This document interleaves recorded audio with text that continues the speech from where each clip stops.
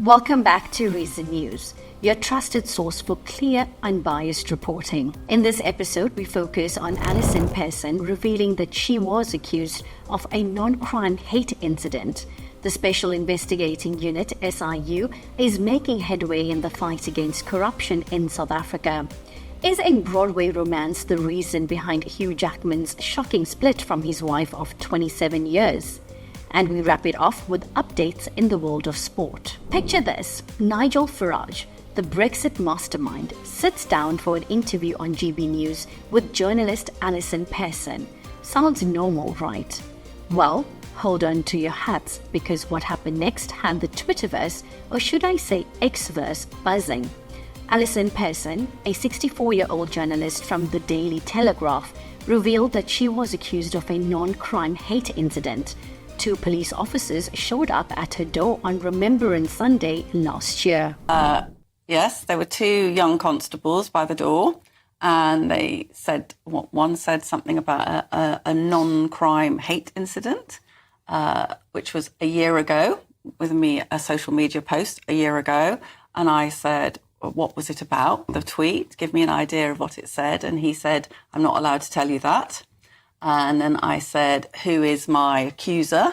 And he said, we're not allowed to tell you that either. But it's not the accuser, it's the victim. The victim? The victim. So, Nigel, I had a victim. And, then it was just a very, very surreal and shocking conversation. And because it was Remembrance Sunday, I drew myself up to my full 5 feet, 3.5. And I said, we're here today on a special day commemorating hundreds and thousands of young men your age who lay down their lives for the country so it could be a free country and not live under the jackboot of tyranny. And here you are on Remembrance Sunday coming to my house in something that I consider to be against freedom and tyrannical. And I said, and what would those young men think of you today? So they looked a bit... I think the poor coppers probably thought, we've got a right one here. Well, they did. But I mean, so they knock at the door, and that's obviously slightly threatening. Not something I suppose you're particularly used to in your life. But they can't tell you what you've done. No. They can't tell you who the victim is. No. So what are they doing? Just trying to frighten you? Well, I said to them, how would I defend myself if I don't know any of the relevant details? And they looked a bit, again, a bit confused. I think they may have been on a sort of bacon roll run when they were told to come up. But it was, I'll tell you, Nigel, it was shocking. It was upsetting. I'm a law-abiding person. Nobody likes to... I respect the police. I want to trust and respect the police. This seemed to me a completely mad overreaction. Whatever it was that I posted a year ago on X, I'm not in the habit of writing anything horrible and inflammatory. If I wrote something that was unwise, and I appear to have deleted that tweet, I have no memory of what it was. I still don't think that's a proportionate response to something that I think that they might, looking at what Essex police are doing and forces around the country, I would say they're getting more interested in trying to solve thought crime than the kind of crime that normal people are interested in. This story caught the attention of none other than the techno king himself, Elon Musk. He took to X and said, "This is insane." But Musk wasn't the only big name weighing in. Former Prime Minister Boris Johnson called it appalling and criticized the current government. Now here's where it gets even more interesting. Essex police opened an investigation against Pearson under Section 17 of the Public Order Act 1986. They claim it's related to a social media post that was likely or intended to cause racial hatred. Pearson isn't taking this lying down. She's getting help from the Free Speech Union and plans to go in for a voluntary interview to find out exactly what she's accused of. So what do you think? Is this a case of protecting people from hate speech? Or is it, as Musk suggests, straight out of an Orwell novel? Drop your comments below. The Special Investigating Unit, SIU, is making headway in the fight against corruption in South Africa, but challenges remain in holding those responsible accountable. This was the key message delivered to Parliament's Standing Committee on Public Accounts, SCOPA. Part of this oversight role, we have developed a tracking system working very closely with the SIU and other actors in the accountability value chain.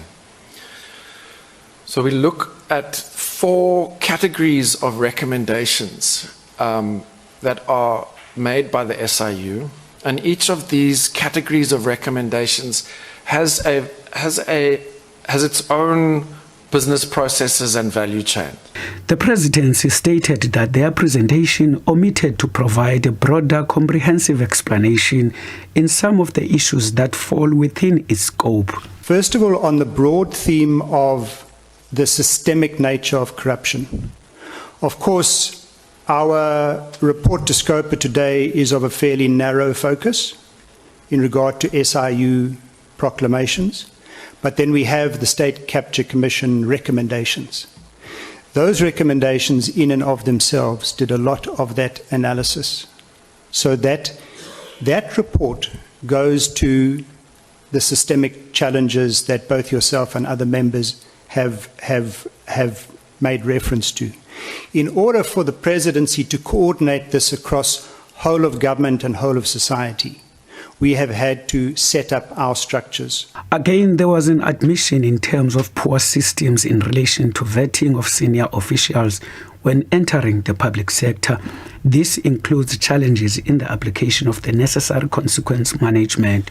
Lifestyle audits is part of Hopper's job. It came up in the questions. Vetting, and by the way, Chairperson, vetting does happen. We don't deny that there's a backlog in vetting. Again, it's a resourcing, it's a vacancy, it's a backlog issue that we need to catch up. But senior officials are vetted. Is every single senior official in the job vetted in time before they are given access? Admittedly not. And we're aware of that, and we're busy addressing that. However, the SIU also emphasized the ongoing obstacles they face, including delays in prosecutions and a revolving door phenomenon where corrupt individuals find ways to evade consequences and even return to positions of power. Scopa members expressed concerns about the slow pace of prosecutions and the lack of consequence management for those implicated in corruption. They stressed the need for greater urgency and collaboration between the SIU, the National Prosecuting Authority, NPA, and other relevant agencies. The SIU plays a vital role in investigating corruption and recovering stolen public funds. However, its effectiveness relies on the cooperation of other institutions and a strong commitment to holding corrupt individuals accountable. The fight against corruption is a complex and ongoing battle. The SIU's progress is encouraging, but more needs to be done to ensure that those who abuse their positions of power are brought to justice. Now moving internationally, is a Broadway romance the reason behind Hugh Jackman's shocking split from his wife of 27 years? Sources are claiming that Jackman's relationship with actress Sutton Foster is what led to his divorce from Deborra-Lee. Jackman and Foster starred together in the 2022 Broadway revival of The Music Man, playing passionate lovers. Insiders say their onstage chemistry spilled over into real life, sparking a romance that ultimately led to the breakdown of Jackman's marriage. Sources confirmed to Us Weekly that Jackman and Foster are currently together and that their friendship turned romantic during their 2022 11-month run of The Music Man. During that time, Hugh was still with his wife, Deborra-Lee, while Sutton was married to screenwriter Ted Griffin. They have both since filed for divorce. A source tells us Sutton and Hugh's relationship is the reason Hugh and Deb got divorced. A lot of people on Broadway knew, and we kept it quiet because both of them are so nice and great people. Everyone respected their privacy, but there was an affair and overlap. Now, according to the source, Hugh and Sutton are still going strong, adding that they are really happy now. As for Deborah, she suspected nothing, even after watching her then-husband and Sutton kiss on stage each night. A source tells us Deborra-Lee was blindsided when she found out about the affair through the run of the show. It was apparently Broadway's worst-kept secret, and Deborra-Lee was the last to know. This news comes as a shock to many fans who admired Jackman and Furness's long-lasting marriage. Furness is said to be devastated by the revelation. Jackman and Furness were once considered one of Hollywood's most solid couples. They met on the set of an Australian TV show in 1995 and married a year later. They have 2 adopted children together. While neither Jackman nor Foster has publicly commented on the rumors, sources suggest they are happy together. This is a developing story with many unanswered questions. We'll continue to follow this closely and bring you the latest updates. In the world of sport, India will not travel to Pakistan for the 8-team Champions Trophy starting in February, the Pakistan Cricket Board stated. This decision throws the future of the tournament into uncertainty. This move comes amidst ongoing political tensions between the two countries. Carlos Alcaraz opened his account at the ATP Finals on Wednesday with an entertaining 6-3, 7-6 win over Andrei Rublev. Argentina's impressive set of results in the Rugby Championship breeds confidence. With European champions Spain and Germany already qualified for the last 8, 6 spots are still to be filled going into the final 2 rounds of group matches over the week. Manchester United's new era started on Monday when Ruben Amorim jetted into town to start the daunting task of restoring the club to former glories. And lastly, Michael Johnson's competition will feature 4 annual events and has a total of $12.6 million in prize money across the events. Well, that's all the time we have for today. We've covered a lot of ground, from political controversies to economic updates and, of course, a bit of celebrity intrigue. But the conversation doesn't stop there. We want to hear from you. What are your thoughts on Hugh Jackman's alleged new romance? Do you think the SIU is making progress in the fight against corruption? Head down to the comment section and let's discuss. Thank you for joining us today on Reason News. We'll be back soon with more news and analysis. Until then, stay informed, stay engaged, and stay curious.